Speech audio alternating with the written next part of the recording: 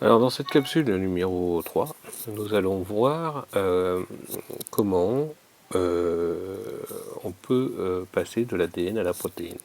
À la fin de cette capsule, vous saurez quelles sont les étapes de l'expression de l'information génétique.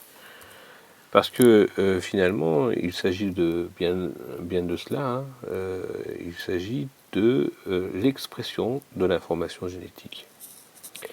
Alors on part d'un postulat qui est que l'ADN est le support de l'information génétique.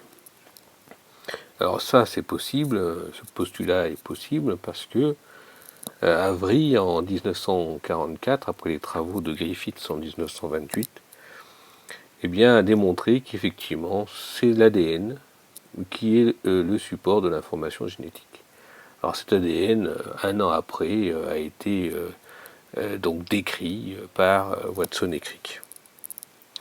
Alors cet ADN est support de l'information génétique, mais ce qui exprime l'information génétique, c'est bien la protéine qui est responsable de la fonction. Et donc tout l'enjeu consiste dans cette capsule de vous montrer comment est-il possible de passer de l'ADN, qui est support de l'information génétique, vers la protéine, associée à la fonction. Alors, en réfléchissant un petit peu, on dit que l'ADN est le support de l'information génétique, mais comment peut-on matérialiser cette information? Alors cette information, c'est le gène. Alors si on essaye de donner une définition rigoureuse du gène, il y a un article de la recherche qui date un petit peu, mais néanmoins, il y a 14 définitions différentes donc, du gène, parce que 14 chercheurs ont été interviewés. Tout ça pour dire qu'il n'existe pas de définition rigoureuse, exacte, tous ne sont pas d'accord, donc on va faire simple, et on va considérer qu'un gène, c'est une structure constituée d'ADN, qui code pour un ARN, permettant à son tour la synthèse de protéines. Et en fait ici, dans la définition du gène, quasiment tout est dit. Nous allons le voir un petit peu plus tard. Alors ici vous avez Francis Crick qui donc vous explique en quelques mots que finalement avec Watson ils ont découvert l'ADN et ils ont décrit l'ADN, mais clairement l'ADN est dépositaire de cette information, de cette hérédité cellulaire, de l'information génétique. Mais comment passe-t-on de l'ADN à la protéine? Alors, il a décidé de poser un dogme central, ce qu'on appelle le dogme central, qui dit que cette information passe de l'ADN à la protéine par l'intermédiaire de l'ARN. Et on va considérer que c'est cet ARN, un acide nucléique, qui va constituer la liaison entre l'ADN et la protéine. Alors on va un petit peu plus loin, l'ADN, acide désoxyribonucléique, ARN, acide ribonucléique, eh bien, ce sont deux molécules qui se distinguent par la présence d'uracile pour l'ARN et de thymine pour l'ADN. Il n'y a pas de thymine dans l'ARN, il n'y a pas d'uracile dans l'ADN. Tout comme la thymine peut faire des liaisons hydrogènes avec l'adénine, par complémentarité, l'uracile peut très bien faire des liaisons avec l'adénine. Mais la différence entre l'ADN et l'ARN, c'est que l'ADN est double brun, comme nous avons pu déjà le décrire, alors que l'ARN, c'est une molécule qui est simple brun. Alors, après avoir posé ce dogme central, eh bien, la vraie question, c'est comment on peut trouver un mécanisme qui transfère un code à 4 lettres en un code à 20 lettres, mais nous allons en reparler. Donc finalement, on a considéré que l'ADN était support de l'information génétique, que la protéine est associée à la fonction.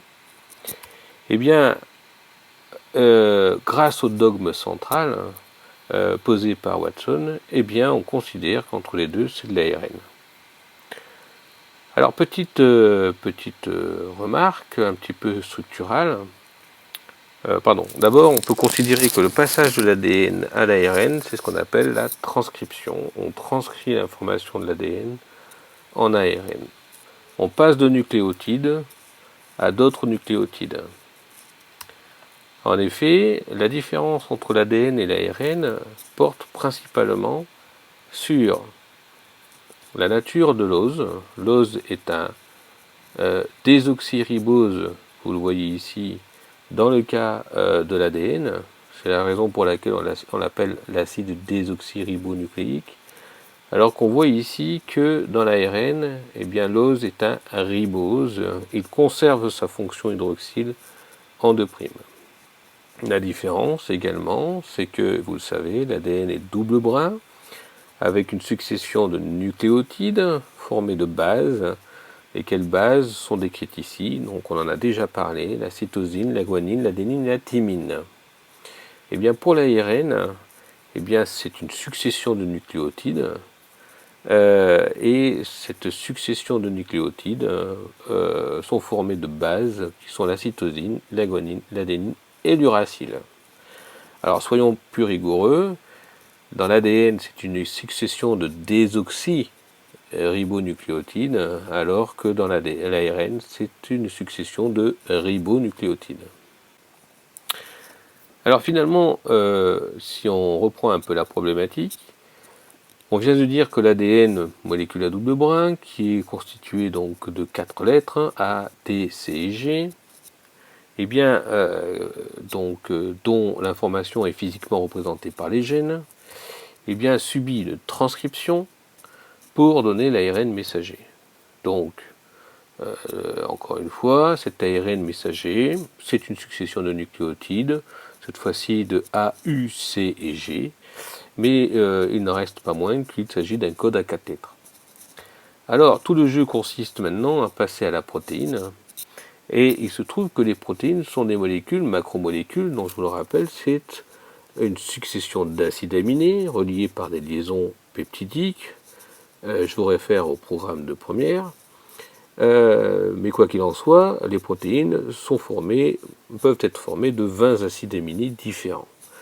Et donc la grande question, c'est de savoir, mais comment est-il possible de passer d'un code à 4 lettres en un code à 20 acides aminés différents? Et ça, c'est un processus qui utilise un code universel, d'accord? C'est ce qu'on appellera le code génétique, qui permet donc un processus qu'on appelle la traduction.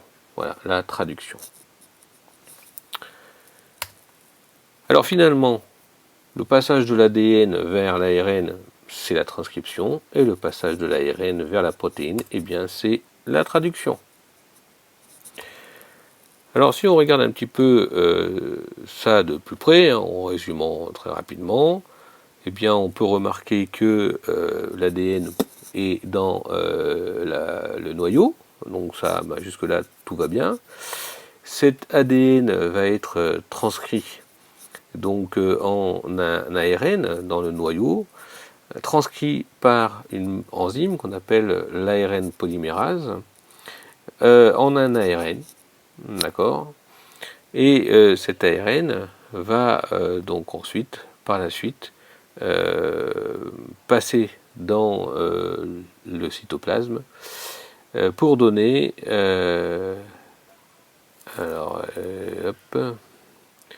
une petite pause là, donc une transcription, donc je reprends, pour donner un ARN messager, et puis cet ARN messager va passer dans le cytosol, donc pour être par la suite transcrit, et traduit, pardon, excusez-moi. Donc la traduction se fait dans le cytosol, et c'est un mécanisme qui est réalisé par ce qu'on appelle des ribosomes. Voilà, donc ici vous allez voir apparaître un ribosome, voilà, donc en 2 sous-unités, qui va se placer sur l'ARN messager, et pour donc faire la traduction de l'ARN et produire ainsi une protéine en cours de synthèse.